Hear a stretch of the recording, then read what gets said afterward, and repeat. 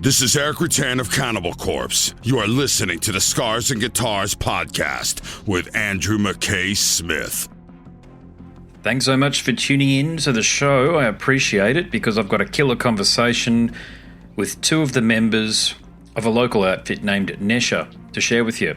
Alasdair Belling and Sam Dillon join me to discuss what the group has been up to lately, and I can tell you now, they've got a new single out. I believe it's the band's first. Preservation of Privilege. It's a hell of a cut. It's very catchy death metal. It's brutal. It's got some melodic hooks as well. It's death metal of the extreme variety that you can listen to, that you can groove to. I like that. So the two members are Alasdair Belling and Sam Dillon. As I mentioned, Alasdair is a journalist a bit like myself. He contributes freelance. He's a freelance writer, and if you Google his name, you'll find him on plenty of articles, plenty of yarns that he spun there for outlets. And Sam, well, he's also the vocalist in Low and Haddle Moor. So two very talented fellas, it must be said. This band here, and you'll hear me talk about it and the reasons why, is a bit of a supergroup, an Australian metal supergroup. So here they are, Alasdair and Sam from the group Nesher. Al. Hey, Andrew, how you doing? Good, mate. How's the day been travelling for you? Yeah, it's been fine at my end. I'm just in Sydney, so it's been pretty relaxed. Can go have a picnic with friends at the moment, which is really, really nice. I shot the link to Sam as well, so he should be joining us in a sec, if that's cool with you. That's fine by me, yeah. I noticed that Samuel Dillon has joined your meeting, appeared in my inbox at 5:56, so no dramas at all. Just probably hit the link to make sure it was working. Yeah, totally. Yeah, so, yeah, picnics are allowed here in New South Wales at the moment, which is lovely. So just been doing that and hanging out with friends, so it's been great.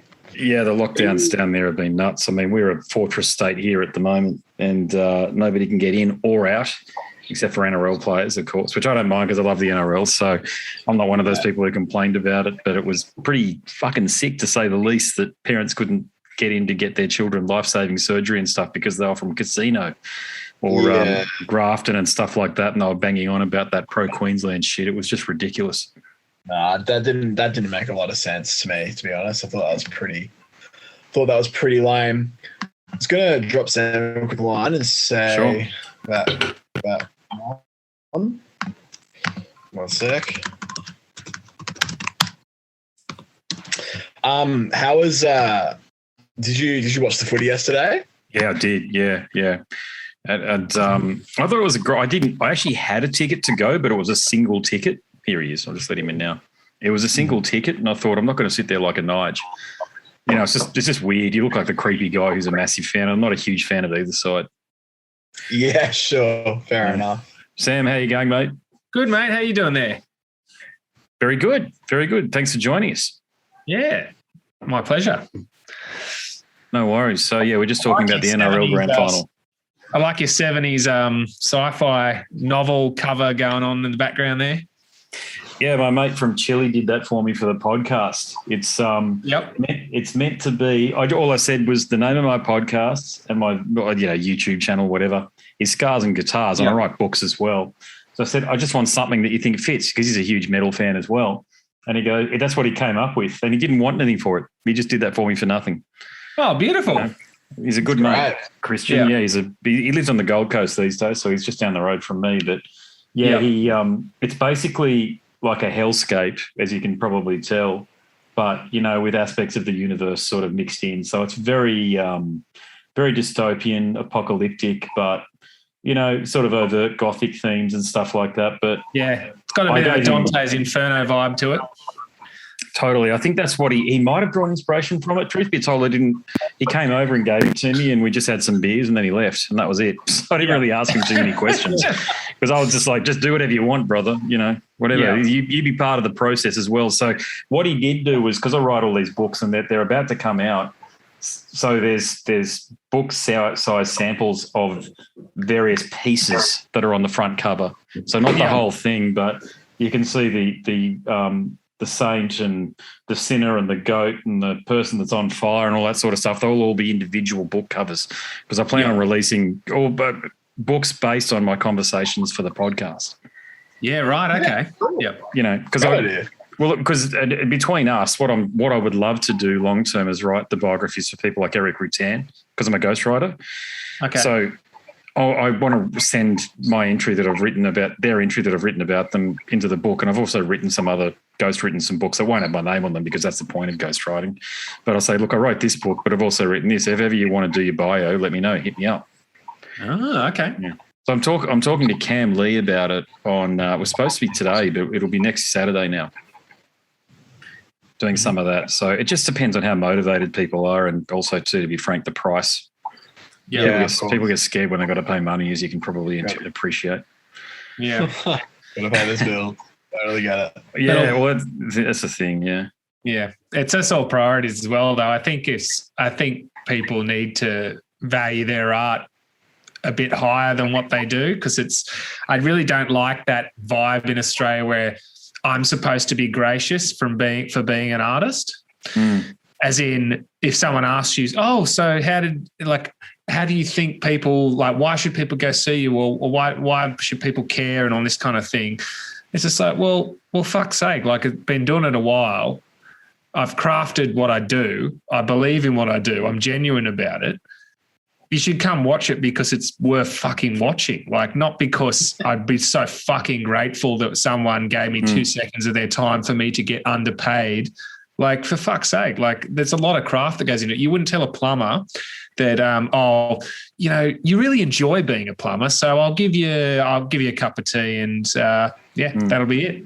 Like, you pay them for their skill and their time. Oh, mate, we musicians, I tell you what, I play covers, right, just to be clear, and we do get paid for doing that. It's about $300 a gig, so it's nothing to sneeze at. But there are tens of hours of preparation that go into getting that right and memorising the song and the little nuances, because I'm playing bass and sometimes guitar, all the little nuances that go into, like, learning those songs and stuff. And people don't understand as musicians how much effort and how much of our own time. When I say own time, it's all our own time, but it's literally the only thing you can do for me outside of raising kids and being in a marriage and having a day job. That's it. Yeah.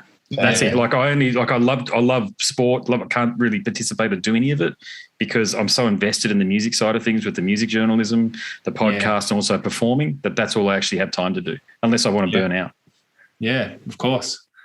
Yeah, but it also keeps you sane as well. You need to do that.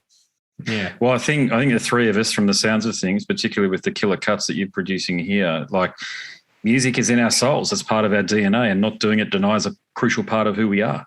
Yeah, definitely. Yeah. So, but look, Dicey did send through the presser. So I've only got the single, I've got to say, Preservation of Privilege. I think sometimes people think that I issue compliments willy-nilly. I don't. But as far as I'm concerned, this is a stone-cold killer cut of grooving death. And here's the key point, the bookend what we just spoke about, great musicianship. I love that. And I know the presser talks about whether it's the grooves of Entombed, the relentless attack of Morbid Angel, which is absolutely my favourite band of all time. Oh, really? Awesome. I love Morbid Angel so much. I've even interviewed Trey's mum, Janelle, for the podcast. Oh, wow. Okay, yeah, right. So what's your favourite? What Morbid album's your favourite? Controversial, but formulas.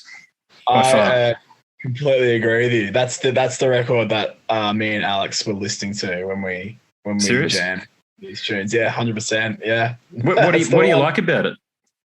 Well, I think side B of it maybe drops off a bit of a cliff in terms of some of the more techno experimental stuff. But I like the fact that they're going that far out of the box. Like, my favorite records personally from my favorite bands often end up being some of the weirder ones, because I think that's when you find bands are at their most interesting. Like, Alice in Chains is self-titled. I really love To Infinity by Dream Theater. I really love Morning Rise by Opeth. Also, like Wolverine Blues by Entombed. That album's such a monster. Yeah.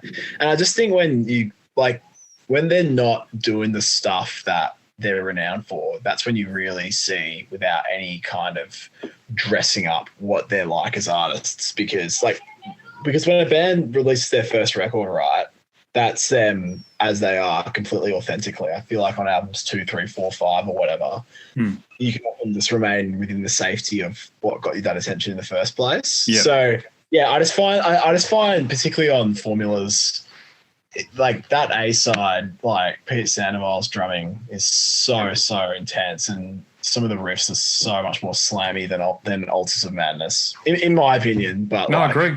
Nothing Is Not is their best song, in my opinion. Like, there's nothing that, to me, that's probably the greatest heavy metal song ever recorded. You know, it's so heavy. It's just the way he drops the tuning and goes down into that B, I think he goes down into. And I've listened to it probably hundreds of times at this point, but it sends a tingle up my spine every time. It's just, when I spoke to his mum about it, because he's got Asperger's, you see. Yeah, right. I didn't know that. Yeah, I didn't think I think she thought it was out there, but when I checked boards, you know, the Morbid Angel boards and Reddit and all that sort of stuff afterwards, courtesy of the interview, they were saying, didn't know that he had Asperger's. I think that's his secret weapon, though, because it allows him to ultra focus, because he's basically, he lives at home with his mum still. He's 59 or something. Yeah, right. You know what I mean? Like, he's I'm not saying he's definitely not a failure to launch type like my brother-in-law is, who's got something similar and still lives at home with my mother-in-law when he's 42. Trey's a high-functioning individual, but with one thing, music and guitar playing. And he's a genius. He truly is a genius. I think he's you know, sort of Hendrix, Blackmore, Van Halen, Azagthoth. That's where I go. You know, I think he's that important. If you throw in others like Clapton and Stevie Ray Vaughan, but I actually think he's the greatest extreme metal guitar innovator that there will ever be. And I think they're the people pushing it to new areas, right? Like, I feel like Rain in Blood takes it to one extreme. Altars of Madness, it's like game over. Anything that you're pushing further from there just threatens to be avant-garde as far as like speed and stuff goes. Yeah, and Slayer have sucked since that album, by the way, in my opinion too. I like Seasons parts of it, but yeah, it's funny, isn't it? You sort of get to a high watermark. Like, a lot of people think it's Covenant for Morbid, and I'd agree too. You know, I'd agree with anybody that said that. I just have my own opinion on it. But yeah, Slayer, Megadeth have sucked since Rust in Peace. These are all my opinions, of course, but you try to analyze. Well, not. They've had Megadeth in particular have had some killer cuts, but just not whole albums that have bested Rust in Peace or sort of got near it. I think it's I sort of have this theory that bands have about 2 or 3 good albums in them, and that's it. And they usually come at the front of the career. And what you get afterwards is just, you know, band as corporation. You know, like Cradle of Filth, what's going on there at the moment, where it's just trying to keep the show on the road to keep everybody paid. Yeah, I think I tentatively agree, but then you get bands like Behemoth, for example, that are just so wonderfully able to reinvent as well. Yeah, same with Napalm Death.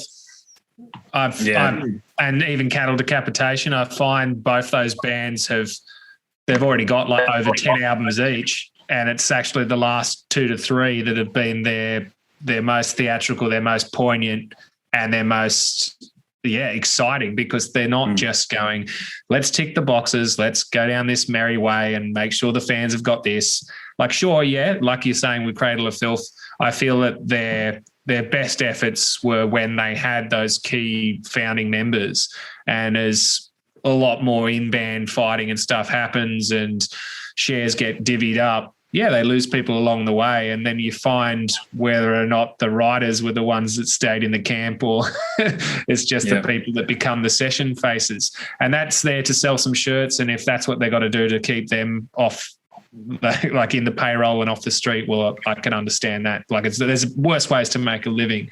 But as far as like exciting for the fans, there seems to be that sort of thing of, I feel maybe the passion for it goes out the window and life gets in the way. As soon as you were just saying with your family, and that you've only got so many hours in the day that you can lend yourself to being creative. So I feel like you got to be able to put the priority in and do it for the right reasons if you keep wanting to be inventive. But some people just want to do what they want to do. And it's actually the fan's fault. If the fan wants to see that band, then the reason for them to exist is still there. Like, look at bands like Marilyn Manson and Korn, like they haven't done anything relevant in a long, long time, but they will still be there playing those shows because the fans want to see it. And that's nostalgia to blame. Like, it's not the writing, I guess. Yeah, Korn is ridiculous, isn't it? You know, like I've never truly enjoyed the band at all, I've got to say. And it's not about not respecting them or whatever. Fuck, they're huge. I mean, they're a household name amongst rock fans and even some hip hop fans, you know, but realistically, and it's like you guys, I've got to say, you guys are both right about it, the albums. You know, my point was they're sometimes spread out, you know, the 3 or 4 good albums are spread out across the career. I know the recent Exodus album and stuff is killer if you've heard that one yet. I know I've got it in advance and that's outstanding. The Last Testament album is one of the best of their career. So I reckon that's a ripper record. I love that album. Yeah, that New Testament. So good. Yeah, they're so, like some of the veterans I think are coming out some really cool stuff. But it's I don't know, like the Cradle of Filth thing's interesting because I'm not saying I consider myself a subject matter expert on the band, but I've interviewed almost all of the early key players, from Stuart Anstis to Paul Allender, Danny, of course, Nick Barker, you know, and I'm talking to the guys about writing a book focused on those 2 big albums, Dusk and Cruelty. And the writing and recording process, the truth is there's one person writing it all, and that's Stuart Anstis. Paul wrote Dusk, Stuart reinterpreted it, and then Stuart wrote Cruelty with Les Smith and Nick Barker around him to help him conceive it. A bit like Freddie wrote Bohemian Rhapsody and had the other guys around him to help him deliver it, that sort of thing. And you can hear it. They're like 2 different bands from Cruelty to Midian. Yeah. You know, they're like, I remember hearing it and thinking, what the heck, is this the right CD? You know, like Paul's a great guy. I've got to say, Paul's a fantastic guy. Paul Allender, but he's a grinding guitarist. And he's got his own style. Stuart's one of these flamboyant, bombastic Adrian Smith types. And it was very sad what happened when the band just sort of blew apart and they lost the trajectory. And I've said it repeatedly, they were the nouveau Iron Maiden. You know, I'm 43, so you remember that back then, what it was like? Well, I remember lining up to get my Midian CD signed back when I was a teenager. So, yeah, I do remember those days. Yeah, cool. Al, you're going to say something. Go for it. Oh, yeah, just what you were saying in terms of, you know, when those key members leave. It makes me think of Pink Floyd with, you know, The Wall going to the final cut and Division Bell as well. In that so true. So true. Yeah, I think a lot. Pink Floyd are one of my favourites as well, and Roger Waters is a bit of an arsehole in my opinion. You know, he's got some really pathetic. He's got some toxic anti-Israel stances and stuff that he shouldn't be. He should know better, to be frank. But he's a musical genius. You can be an arsehole and still be a musical genius, and he is. Oh, yeah. We'd have to remove most of the things in the museum and art galleries if we were going to go down that way. But yeah, that's it. But look, about you guys, I'm digging what you're doing. I just wish I had more to sort of latch onto because I've just got the one single. But that's cool because you know, the references to the bands that you guys have in your presser there, and Toon Morbid Angels was saying early Opeth, and I understand you've got a debut. Is it a debut album that's coming out, or is this just the start of things? This single? Yeah, so it's just the start of things. It's funny timing actually because we've actually got our next single dropping this week as well. Like cool. It's a very quick follow up. The basic idea was just to release an A and a B single, just to kind of introduce the band, kick things off. Because like all 3 of us, myself, Sam, and Alex, who's not here at the moment, we're all, you know, creatives, busy with all of our own projects as well. So basically, I think Nesher is going to be something that hopefully will be steaming along, you know, for quite some time, but it's very much one extension of what we all do. So, yeah, the basic idea was to sort of put these 2 out fairly close together, get a good intro to the band going, try and avoid as much of that September-October rush as possible as well, because there seems to be so much music coming out then. And we've booked in some time. So me and Alex are up in Sydney, Sam's in Melbourne. We've booked in some time, Alex and I, to go and just lay down all the instruments for a debut EP next week, actually. And basically the way we've been working it is, we just record stuff, send it down to Sam. Sam does his thing down in Melbourne. So that's kind of the way that we've sort of been working it at the moment. And yeah, like 1-2 songs in, we're still sort of figuring it out as well as we go. but yeah, that was sort of the thinking with Preservation of Privilege first, then this new one we've actually just, in a timely manner got coming up as well. Just 2 quick little hits to sort of give an idea of, cool, this is what we're playing, this is the style we're playing. And then, next year, hopefully, once we get that EP out and start thinking about the possibility of doing live shows, that'll really sort of keep the ball sort of gathering some momentum. I mean that in a good way too, that I wish I had more to latch onto right now, because I get sent literally, I do these music shows and I've literally got something like 800 songs to choose from. Yeah. This is in 4 weeks. You're right about September and October being the months where people send stuff through. I get 50, 60 emails a day from, I mean, that's normal, right? I get that that's what happens, but I try to sift through it all, and a lot of it, it's good stuff, but I don't need to listen to any more than one song. Yours is a bit different. Yeah. I was like, oh, wow, I wish this was, to your point, an EP or an album or something like that, and I could sort of get into it a bit more, because since we organised the chat, I try to spend the week leading up to, in the car especially, listening to the music so as I can ask questions and the like. But you guys are unusual for another reason, in that I use this term loosely. It's a supergroup. You're an extreme metal supergroup. Now, I know, Sam, you're in Low and Had or More. Is that correct? Have I got that right? Correct. Yeah. That Low album was fantastic. The one, was it released in? The recent one. Yeah, I listened to that a fair bit. Oh, amazing! Thank you. Yeah, Chris sent it through to me. Chris Marek sent it through to me, and wonderful. Yeah, it was good. It was good stuff. What was did that meet your expectations in terms of reception? Look, it was the timing of it when it came out was great for Australia, but it was probably left a little bit too late when we did our first tour of it across Europe.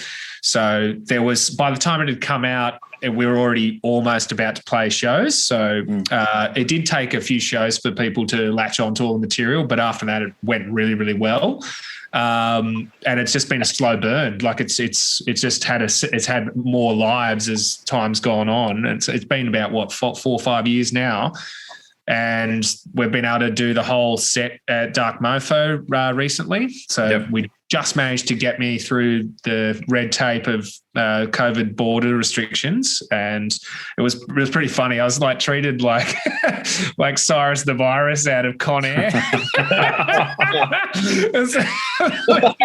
Literally calling me every 20 minutes to make sure that I wasn't coughing on every single resident of Hobart. Yeah, that was very interesting, but it was a great show, and the album was really well recorded, and with Chris Marek and stuff looking after things. It was a great experience.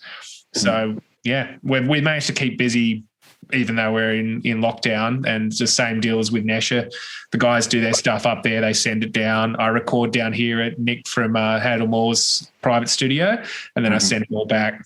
But we're looking forward to doing some shows again as soon as things ease up a bit. Yeah, that's a question that comes up all the time, is when, and we don't know. We don't know, because everything that gets booked gets cancelled. Yeah. At the moment. It's very hard to even celebrate small victories because the celebration doesn't happen. It's you got nothing to plan for. So you just live in the moment and you try and be productive and at least tick off something each day that keeps you sane and keeps your cogs moving. Agreed. And now, how did you connect with the guys? How did the involvement come about? Yeah, it's quite funny actually, because I'm a bit younger than the other two guys, and I'm in this very strange position that I'm now sort of in a fairly new project with two dudes from bands that I've like really sweated since I was in high school. So it's a very bizarre kind of place to be, but it's fun. It's cool. So I like the project sort of came about because Alex and I knew each other. So Alex is from Sleep Makes Waves, and they are probably one of my favourite bands from basically year 10 onwards, and I sort of made a point to go to all their shows whenever they played Sydney, and then sort of started following them to Wollongong and Newcastle as well, and was just being a bit of a merch desk punisher, for lack of a better term. But in a cool way, sort of got to the guys were extremely nice to a little hyperactive 16-year-old, and so just sort of got to know them over the course of several years, really. And then I started working in music journalism, so I was able to interview the guys a bit for different publications as well. So basically, through being a fan, being keen, and not being afraid to say hello, was lucky enough to be able to form a friendship with both Alex and Otto in particular. Tim's lovely too, but yeah. And then it's very weird. I happened to be doing a studio session one day, just here in Sydney at Jungle Studios, and Sleep Makes Waves were coming through to rehearse in a sort of room out the back. Happened to be sort of laying down some thrashy power metal stuff for this client, and Alex heard it, and he'd been working on some extreme metal stuff himself, just in his own spare time. So he gave me a call a few weeks later and was like, look, it sounded like you had the chops for it, which was very nice of him to say. Do you want to listen to some demos and get together and jam? So that was basically how that came about. And then, so we started meeting up and having coffee and piecing the project together over the past year or so, because it's just been a long process. Alex has obviously had to, he's had lots of touring commitments, and then lockdowns have meant, things have had to be on hold a lot of the time as well. So it meant pre-pro took a while. I went away and did the Army Reserves because I work for them as a musician as well. Okay, cool. Yeah, so similar, again, seems to be a constant theme, just life comes up. But yeah, eventually we sort of got some tunes cut and started hunting around for a vocalist, and I'd seen Low perform quite a few times. I think I first saw you guys, Sam, when you opened for Trivium at the Roundhouse. Oh, right. Jeez. Okay. Yeah. That's ages ago. Yeah. Way back in the day. Yeah. So I've been on that train for a while, and just shot Sam a cold message on Facebook and was like, man, I'm doing this thing. Here's some demos. So that's sort of how everything came about. So personally, I feel like moral of the story for me is never be afraid to ask questions and reach out and say hello to people. So yeah, that's kind of how it's worked. We've only been able to hang out as a group maybe twice because of distance and lockdown and stuff. But yeah, we've all been around the block a few times musically, so we're pretty comfortable with how this all works and the entire sort of situation. So that's kind of the Nesher Genesis story up until now. Who came up with the band name?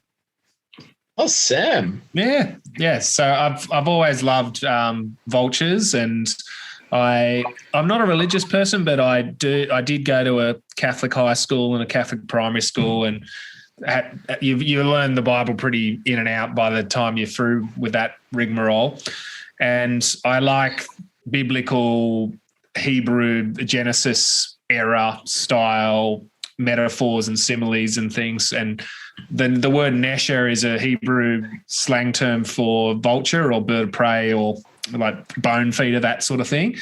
And I just thought that's very, very ominous, very cool, very old world style name. And it's just something that I quite like the sound of.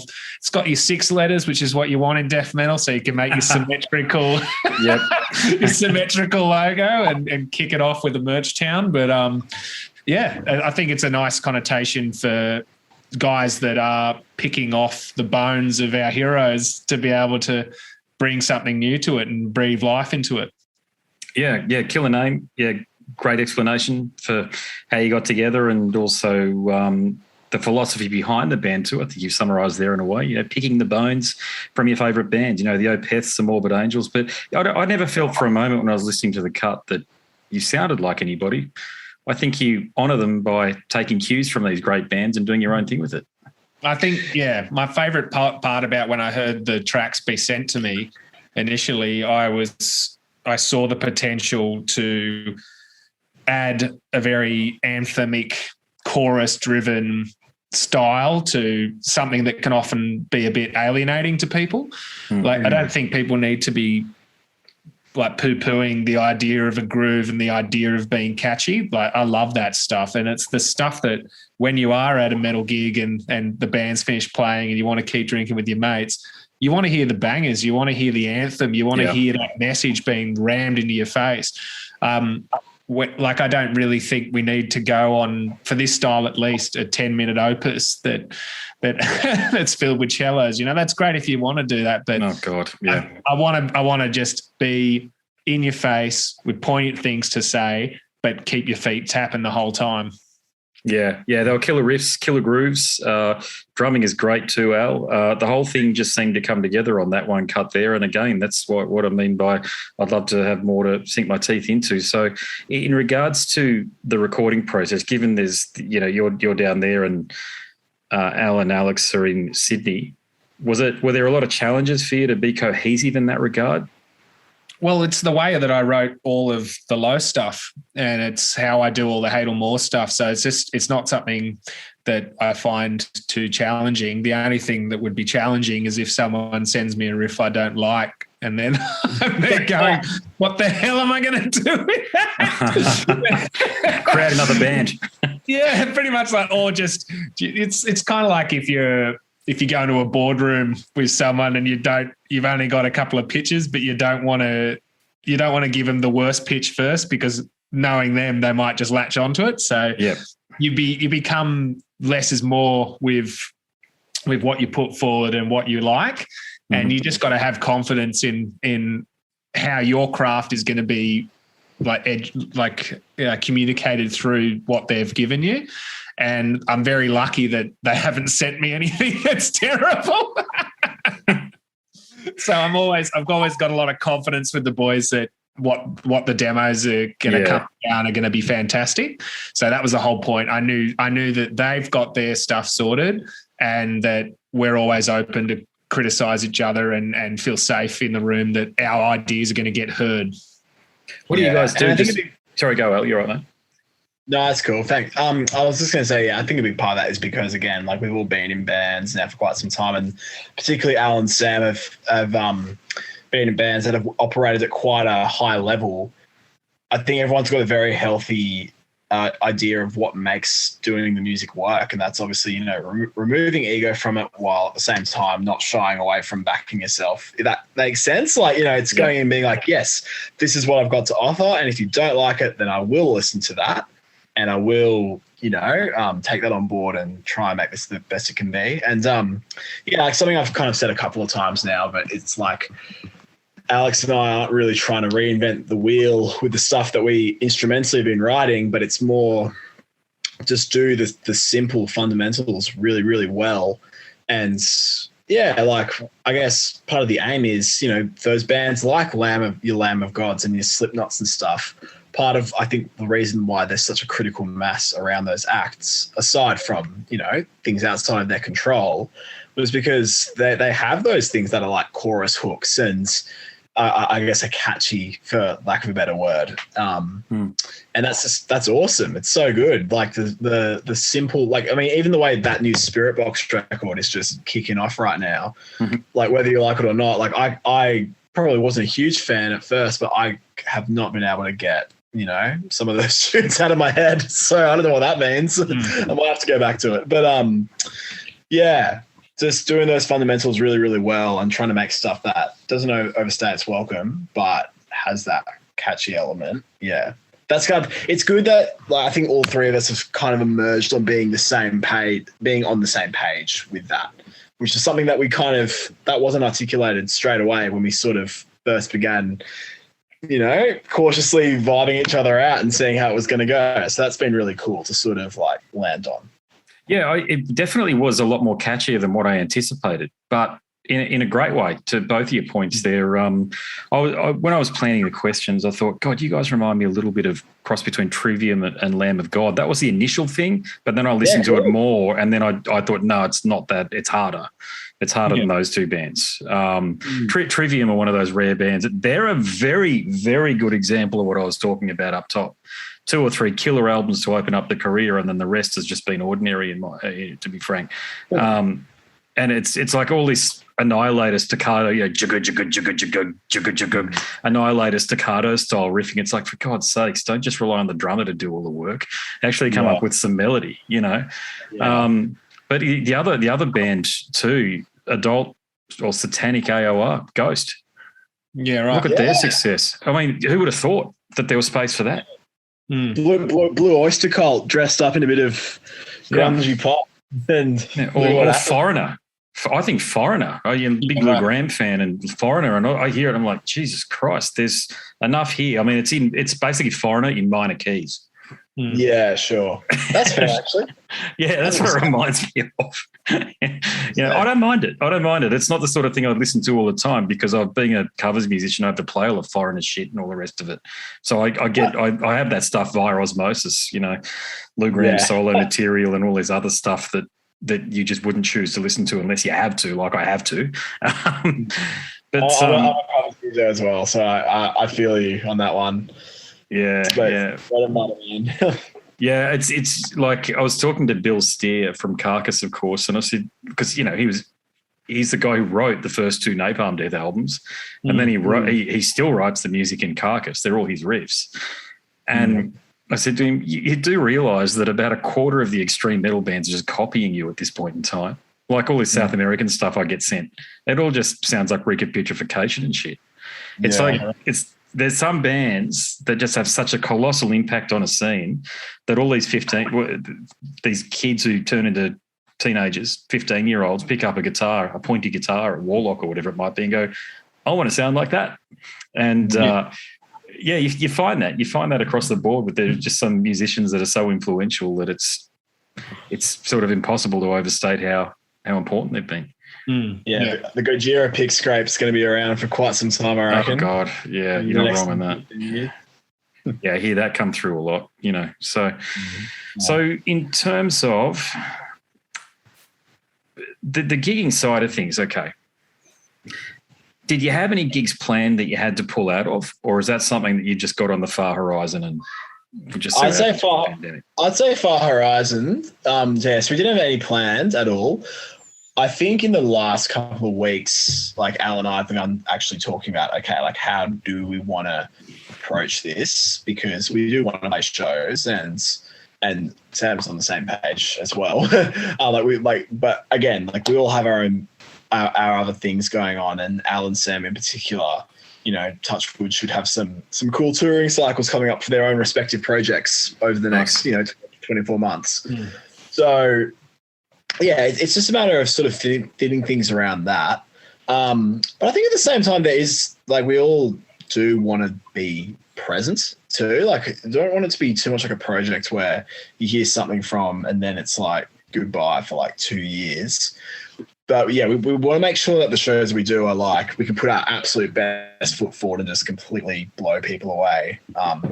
Which, every band says that. But I think, again, because of the amount of experience that, particularly the other boys have had doing the touring thing and really doing those high-level professional shows, there's like a standard that we're really keen to make sure we absolutely hit. So, yeah, we started sort of sending out feelers to a couple of agents, just being like, hey, like, this is who we are. This is the music we've got. This is what we've sort of got planned roughly for next year in terms of putting an EP out, and we would like to tour that. So, yeah, we're just beginning to sort of think through that and also sort of throw about ideas of in terms of when we do present the show, like who's going to be on stage with us, because, there's three of us, but we're probably going to need a couple more people up there. Yeah. Out. I love the idea of throwing some like eagle masks on like two guitarists or something like that. And you just have these like nameless entities that, you never know who they are. We could sub them out if one's not free or something, but or do the Portal thing. Yeah, I'm not super familiar with Portal, I have to be honest. You want us all to wear bathrobes with masks over our faces, like a clock for a head. The thing is great though. I really can't fault Portal at all. I love the mystique of the whole thing, and it's the most uncomfortable music that's come out of Australia in quite a while. So I'm all about it.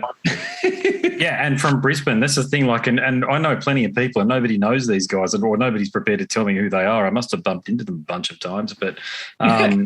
When I was talking to Phil Anselmo, that's what he said. He was talking about catching up, and I said, he goes, you're in Brisbane? And I said, yeah. He goes, shit, I won't have time. Then the Portal guys are there, because he comes up here and I think he comes over here and catches up with them a fair bit. Yeah. Because they're mates. They're on that house call thing. But Portal, I just listened to them today, funnily enough. Yeah, that is, very uncomfortable music. It's the sort of thing that if you're not an extreme metal fan, will certainly give you a few nightmares. Yeah.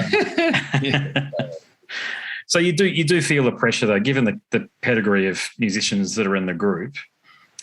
And when the time does come to be able to perform, do you think you will reach out for people who understand that there is going to be an expectation there from the fans' perspective? Yeah, absolutely. I think it would just be a matter of making sure that we have got a team that enjoys hanging out and enjoys just doing the right stuff to the highest standard possible. So I think that's probably how I would explain it.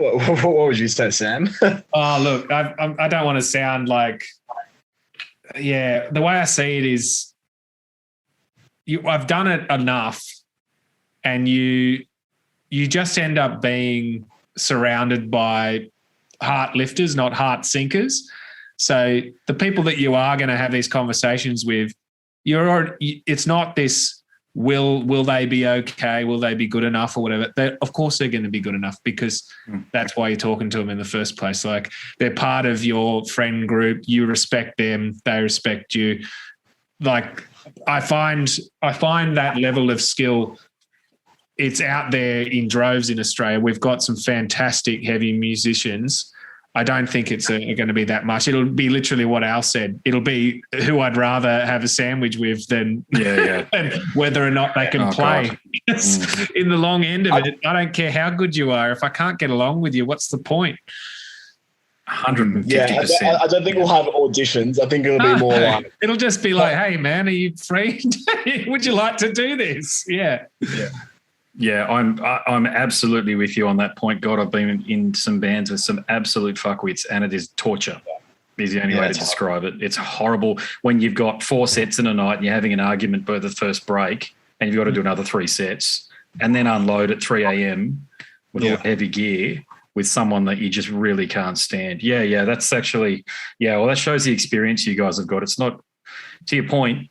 There are so many world-class musicians in Australia at this point that you just simply don't need to go overseas to recruit, even virtually. No. But you can, especially in Melbourne. I know this. Not so familiar with the Sydney scene, although there's some killer bands coming out. Around what Renault's doing, the House Fox studio. Some of the stuff that he's had through there. Is it House Fox?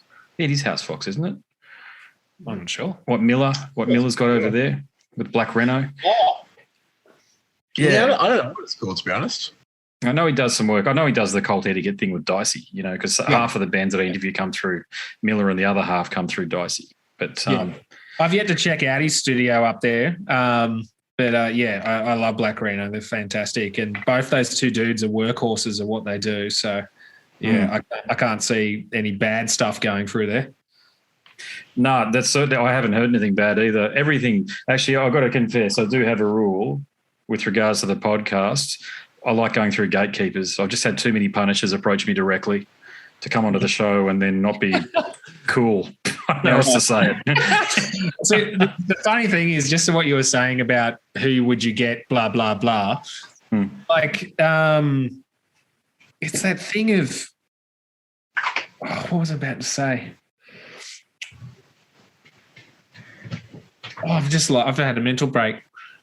It was something about people being cool. No, not even that. I've just experience. Just like experience and stuff. But I'll come back to it. It was important. It was important. Always happens with the most important points, does it? Because they're profound. Yeah. It happens to me a bit, actually, I've got to say sometimes. It's just because I get busy with the kids and stuff and you're in the middle of making a point. No, that's what I was going to say. It had to do with that. All right. Okay. So as you were saying, you're like, I don't want to be in a band with a fuckwit. Well, yeah. And like when you're in a working role with stuff, in life, unfortunately, there is quite a few of them. So in every job, there's going to be someone you don't like. And in every time you have to go on public transport, there's going to be someone that grinds your gears. And this is all the things that you have to do to pay your bills and get up every morning, go to bed, and then you got your kids, or then you got your other stuff that you've got to do. And if you're going to make the time for this passionate thing that you live for and that keeps you young, and that's your passionate heavy metal music, then why the hell would you just strap yourself to another fuckwit to able to produce the thing that you love so much? You're going to pick the person that has the passion that you have and has the right work ethic and wants to be there for the right reasons. You don't need to suffer the fools. Like, you're not in Guns N' Roses, like you don't have to worry about a guy in a top hat making sure that you sell another shirt for the next 30 years. You'd rather have a beer with someone that's there for the right reasons like you are. And the skill and that's great, but please just be cool as well. Don't be an idiot. Yeah, it is personality driven. I think at a certain level it's personality driven. If you're starting out, you've just got to play with whoever will take you, because you've got to develop your sea legs that way, I call them, or gig legs that way. You've got to sort of – the only way it's like playing football. You've got to go through the grades sort of thing.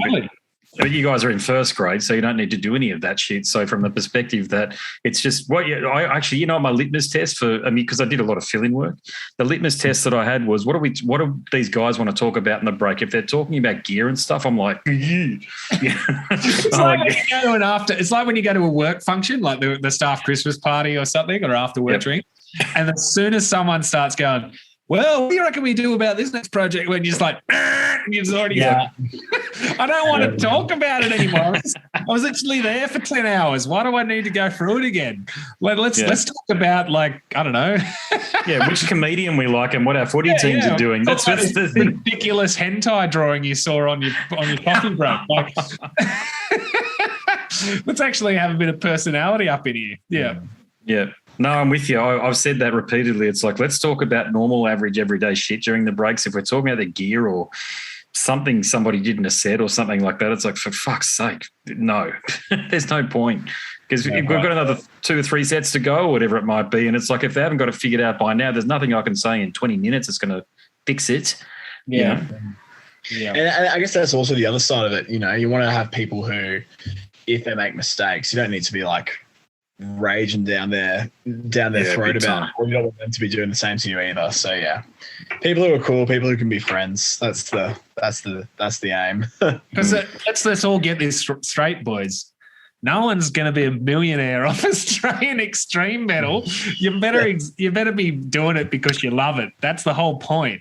We all love what we're doing, and it'd be nice to do it with people that also love it as much as you do. Yeah, I made that exact point to poor old Riley Strong. I said, we need to get our bloody heads checked if any of us thought, whether it be podcasting or production or what have you, there's probably less than 6 people in the country that are making money off heavy metal.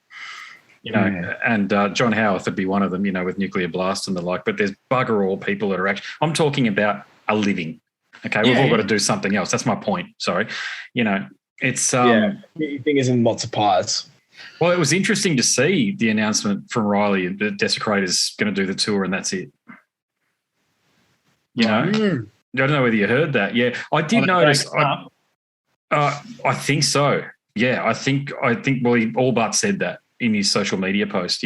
I don't know whether I follow Desecrator, but I'm friends in inverted commas with Riley on Facebook, and when he put that up, I noticed he was a very different version of the musician that I spoke to 3 or 4 years ago. I just think that lockdowns have got to him, and the idea that he can't play live, because he's a live musician, you can tell.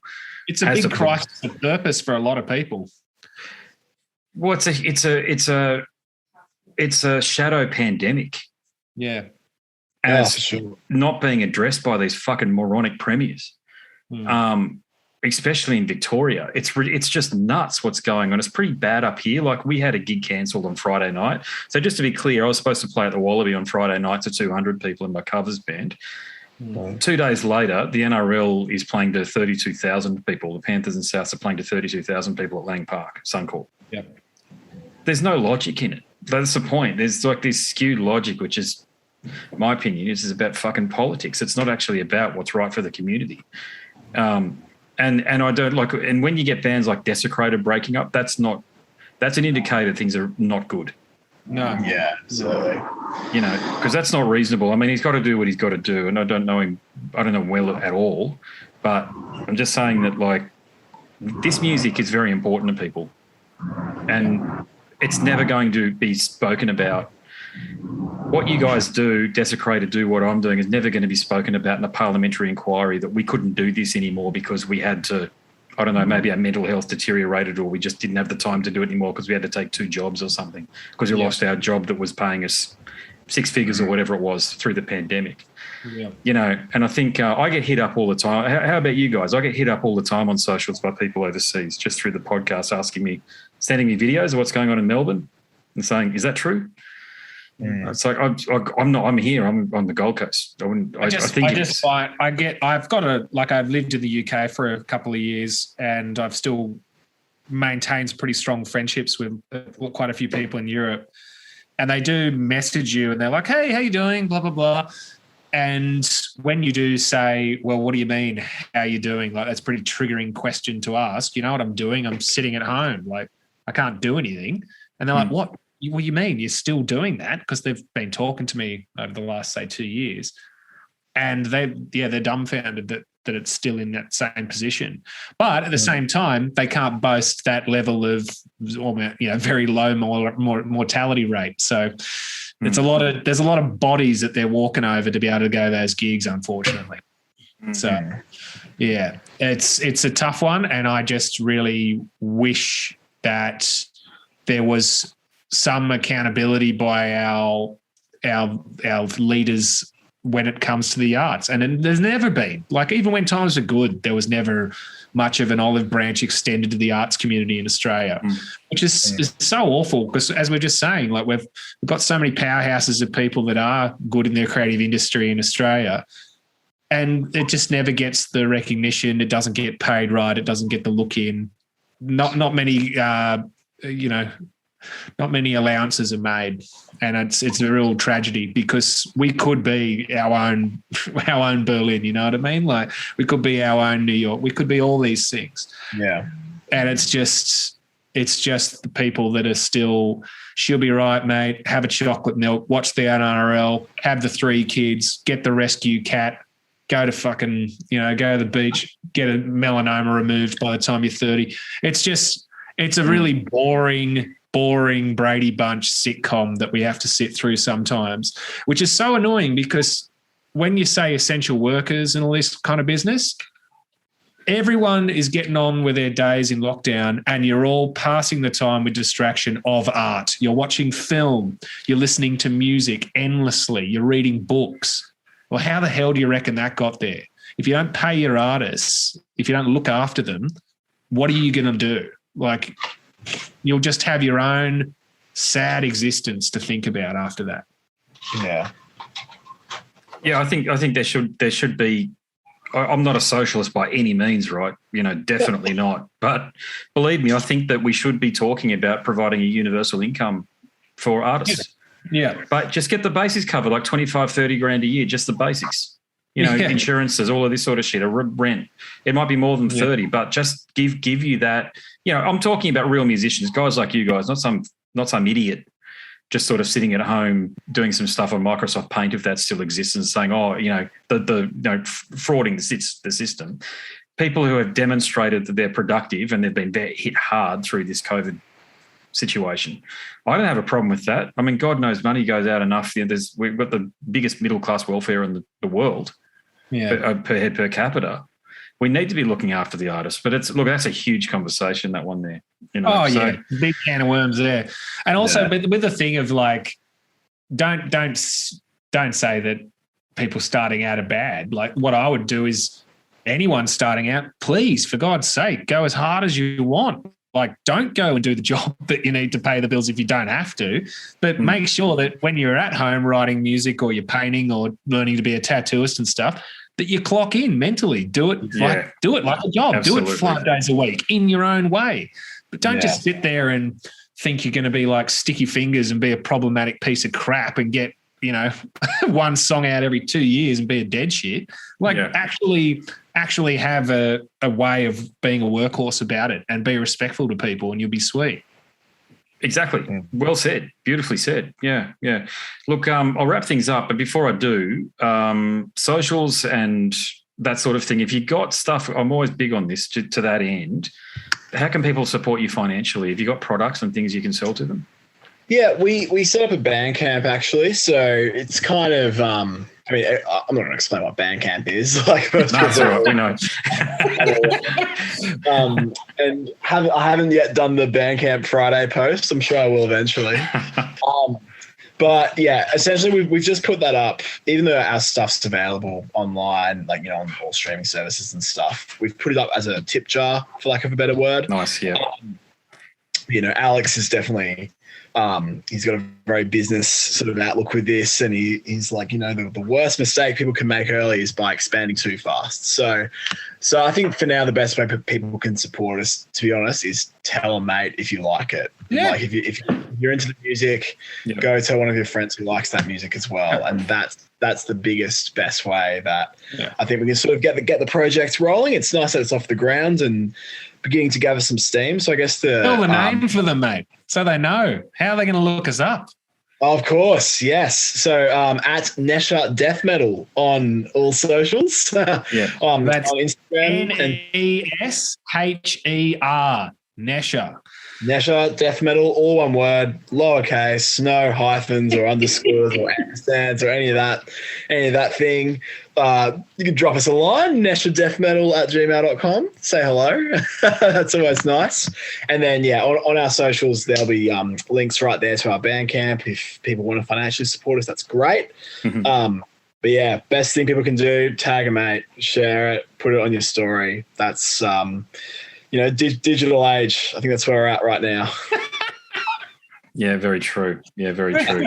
I love this. He was almost like he had his stall at the World Fair back in 1990. Like the future, it's beautiful, boys. Get my turtleneck out, my Steve Jobs Apple shirt. Oh my god, yeah. Can't help it up. I watched The Social Network the other night, so I'm very much on like a Silicon Valley high. I've got to watch that. Yeah, I've got to get into that. Yeah. Do you guys do this thing where, like, a topic talking about Steve Jobs? It's not actually about him, but there's this woman called Elizabeth Holmes. Have you heard of this chick? She was the head of a company called Theranos, this blood testing company. Have you heard of any of it ringing a bell? No. She defrauded investors out of $1.2 billion. Yes, and she developed a persona based on Steve Jobs. She basically copied him, including the deep voice. She put him on this. She sounded like Romy from Romy and Michelle's high school reunion.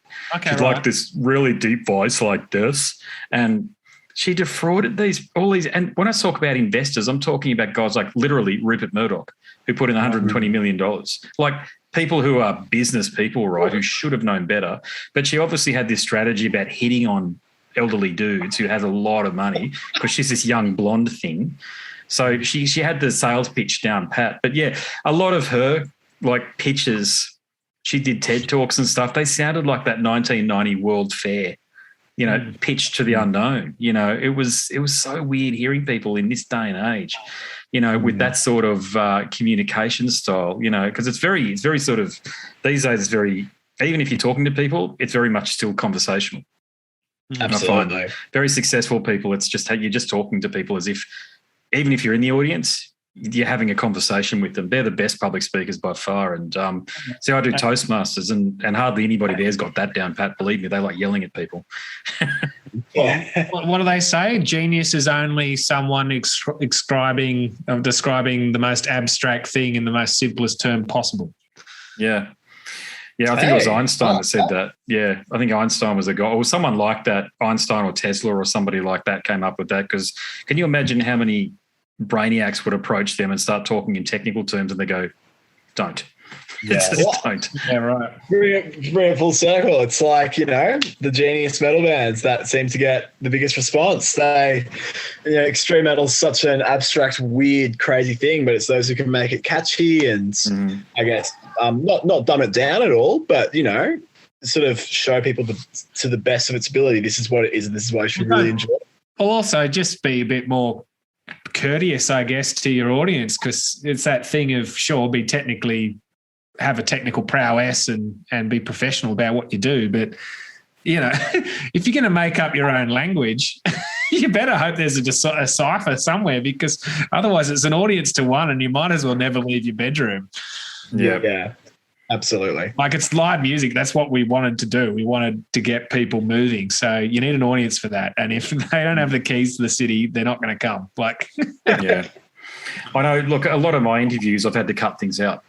The things that have been told me, because I always say to the bigger ones, what do you want me to do here? Edit it or leave it? And they're like, oh, and I'm lucky I do, because they go, well, since you asked, you better leave that one there out. And it's interesting, the things that I can't share with people about what people have told me about, specifically about other bandmates and all that stuff. Because my view is, if you feel that way, just say it. Like Ross, I don't know Ross Friedman, Ross the Boss, well, but I've had 4 or 5 conversations with him. And on each time I've had a conversation with him, he's talked about how much of a fuckwit, and I believe it, Joey DeMaio is. Right. When the guy was in a fucking band with a pedophile for years. So I have no doubt the guy is a complete wanker.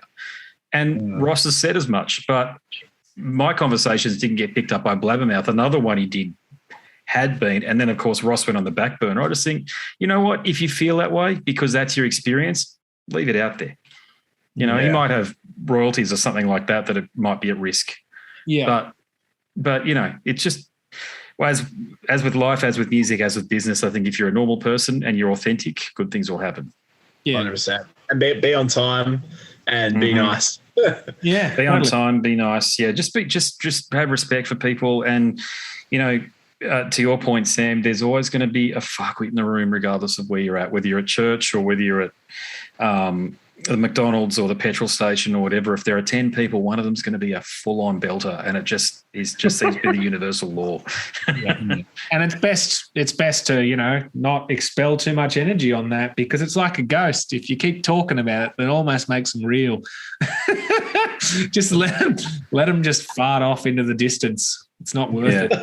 Yeah, it's a law of attraction thing. I'm not ethereal or spiritual really at all, I got to say, but I kind of am coming around to the law of attraction thing. There is some universal principles that I think apply there, because it's more about the more you focus on things, the more these things manifest. Oh, of course, yeah.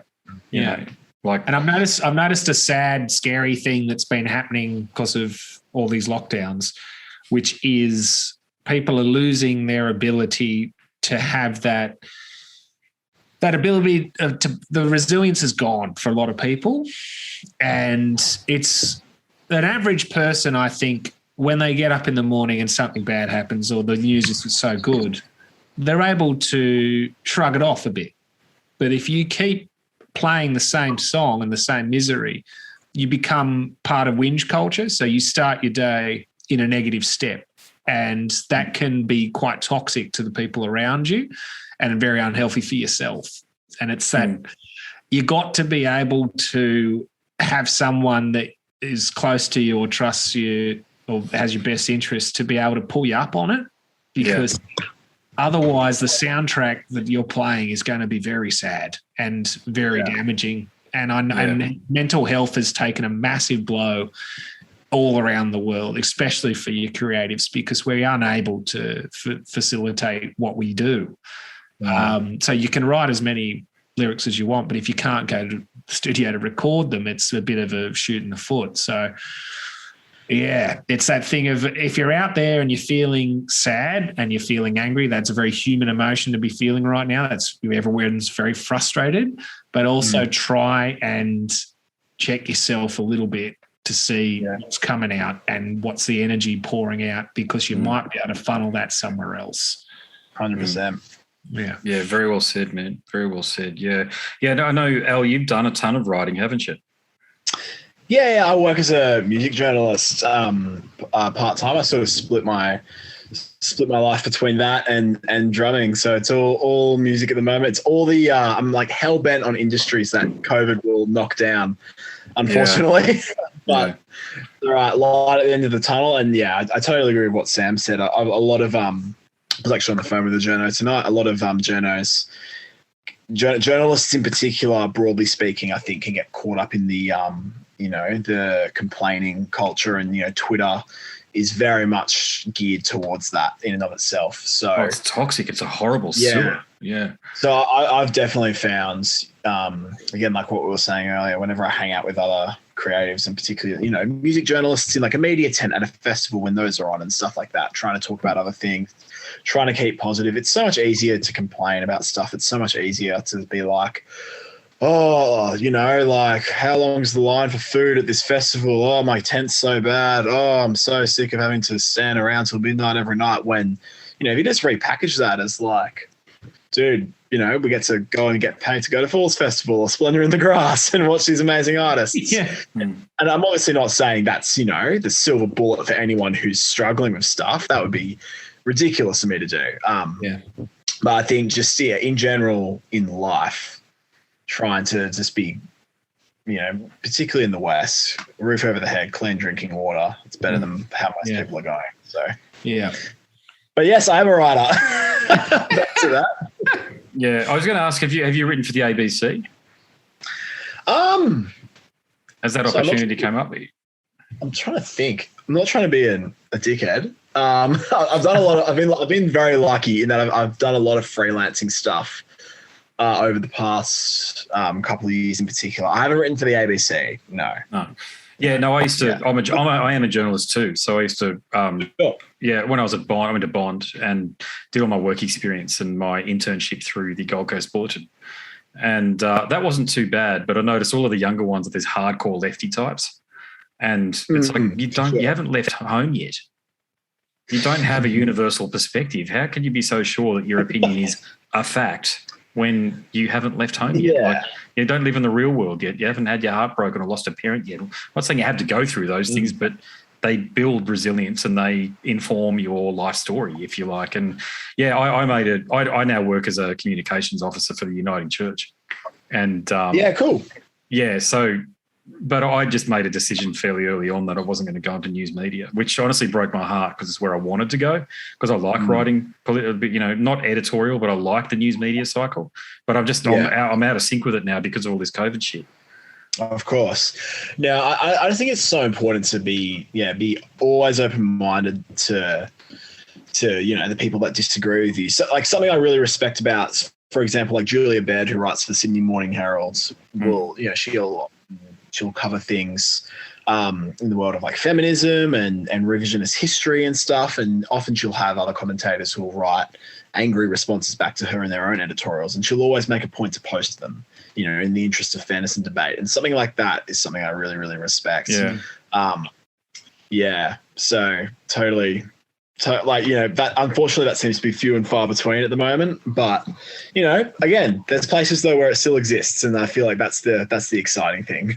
Yeah. I just find that the journalistic cohort these days are very politically minded. They're not interested in getting to the bottom of things. They're more editorial.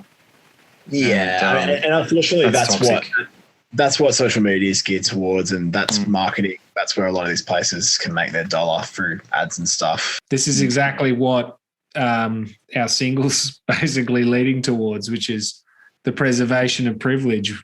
It's you make your own myth and then you'll die for the myth to make sure that you can keep pushing your things over the line. Mm-hmm. Unfortunately, there's a lot of dogma that happens in our country for the 1%ers, and it's just never good. It's never good. Yeah. Not good for the community, is it? Not good for the regular person. And the weirdest thing is, it's like, if you're going to do that sort of stuff, like if you're just thinking, say, in medieval terms or mythology and everything, it benefits the legacy of their next of kin, like the prince and his sons, and you always have an heir and all these kind of business. It's dumbfounding to me that all this stuff that's happening now, it's so insane and it's so inept with the government that you're literally like, we've got generation of adults that are burning their own kids' future in front of them. Like, it is psychotic. Like, you're not even, it's short-term gluttons. All you are doing is having a feast at a trough that is going to run out very, very soon. Yeah, I but not do not understand that. about the most. Yeah. It's like they're not even going to live around.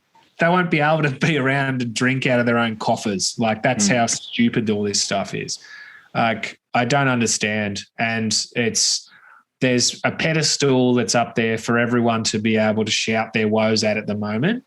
And I feel like the big issues are climate change and the environmental impact that we've got and making everything accessible for people with the vaccine.